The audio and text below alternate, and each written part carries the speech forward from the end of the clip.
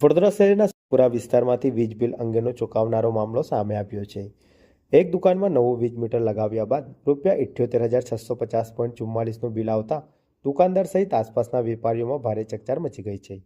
મળતી માહિતી મુજબ સુભાનપુરા વિસ્તારમાં આવેલી દુકાનનું જૂનું મીટર બગડી જતા વીજ કંપની દ્વારા નવું મીટર લગાવવામાં આવ્યું હતું. મીટર બદલ્યા બાદ આવેલા પ્રથમ જ બિલમાં જંગી રકમ દર્શાવવામાં આવતા દુકાનદારના હોશ ઉડી ગયા હતા. આ અંગે દુકાનદારે તરત જ MGVCL કચેરીમાં રજૂઆત કરી હતી. જણાવાય છે કે કચેરીના અધિકારીઓ પણ બિલની રકમ જોઈ આશ્ચર્યચકિત થઈ ગયા હતા. હાલમાં સમગ્ર મામલે ટેકનિકલ ચકાસણી તથા બિલિંગ પ્રક્રિયાની તપાસ શરૂ કરવામાં આવી છે. દુકાનદારે અન્ય વીજ ગ્રાહકોને અપીલ કરી છે કે જો વીજ બિલ અચાનક અસામાન્ય રીતે વધારે આવે તો તરત જ વીજ કંપનીનો સંપર્ક કરવો જોઈએ.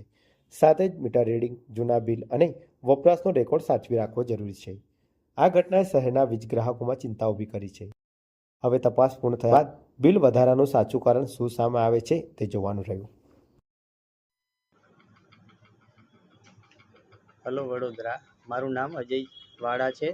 હું પંચરત્ન બિલ્ડિંગ સુભાનપુરામાં છેલ્લા 10 વર્ષથી દુકાન ચલાવું છું. અને આજે સવારે મારું જે લાઇટ બિલ આવવાનું હતું તે મેં ગૂગલમાં જનરેટ કરીને જોયું તો એમાં 78,000 રૂપિયા ઉપરનું બિલ હતું, જેથી થોડું આઘાતજનક લાગ્યું. ને આમ રેગ્યુલર મારું 1200થી 1500 રૂપિયા 2 મહિનાનું બિલ આવે છે. હવે આજે આટલું બધું બિલ જોઈ અને થોડું તો ચિંતામાં મુકાઈ ગયો.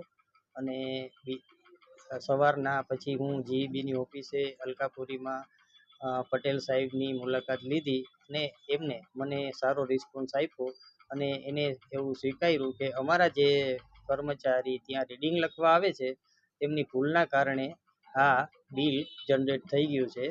અને જે મને ફિઝિકલ બિલ તો હજુ સુધી મળ્યું જ નથી, પણ મને ખાલી ગૂગલમાં જ એટલો મેસેજ, અને ત્યાં જઈને મેં ચેક કરાવ્યું તો ત્યાં પણ એવું જ બિલ દેખાડતું હતું, 78,605 રૂપિયા. તો આવું જે બિલ મને મળ્યું અને મને ટેન્શન થઈ ગયું. તો હવે વડોદરામાં જે GEBના કર્મચારીઓ છે તેમને મારી ખાસ વિનંતી કે જ્યારે પણ રીડિંગ લખવા આવે તો એ લોકોને વિચારવું જોઈએ કે ભાઈ બિલ આ જે આટલું મોટું બિલ કોઈ જોશે તો એને કેટલી તકલીફ થશે. હવે અત્યારે મોંઘવારીના સમયમાં આટલું બધું અચાનક બિલ આવી જાય તો માણસ ટેન્શનમાં મુકાઈ જાય છે. અને બીજો મને એક રિસ્પોન્સ જ્યાંથી GEBમાંથી મળ્યો એ ખૂબ સારો મળ્યો, એટલે હું GEBનો પણ આભારી છું. અને ત્યાં કર્મચારી છે એમનો મને સહકાર પણ સારો મળ્યો, એટલે હું GEBનો પણ ધન્યવાદ કરું છું. પણ હવે આવું રીડિંગ લખનાર વ્યક્તિને ખાસ વિનંતી કે બીજી વખત આવી રીતના કોઈનું રીડિંગ લખે તો એક વખત નહીં પણ 2 વખત ચેક કરી અને લખે એવી ખાસ વિનંતી. ધન્યવાદ. અને લોકોને અપીલ છે કે જ્યારે પણ આવું કોઈ મોટું બિલ આવે અને અચાનક તમને આ બિલ જોઈ અને આઘાત લાગે એવું નહીં કરવાનું, પણ આ તમારે જઈ અને GEBની મુલાકાત લેવાની. અને GEBમાં કર્મચારીઓ ઘણો સારો રિસ્પોન્સ આપે છે, માટે પેનિક ન થવું અને હંમેશા GEBની ઓફિસે જઈ અને ચેક કરાવવું. પછી જે તે કંઈ જવાબ આપે અને જો સંતોષકારક ન લાગે તો જ બીજી વખત કોઈ અલગ પગલાં ભરવાનો વિચાર કરો. ધન્યવાદ. અચ્છા, હા કરો.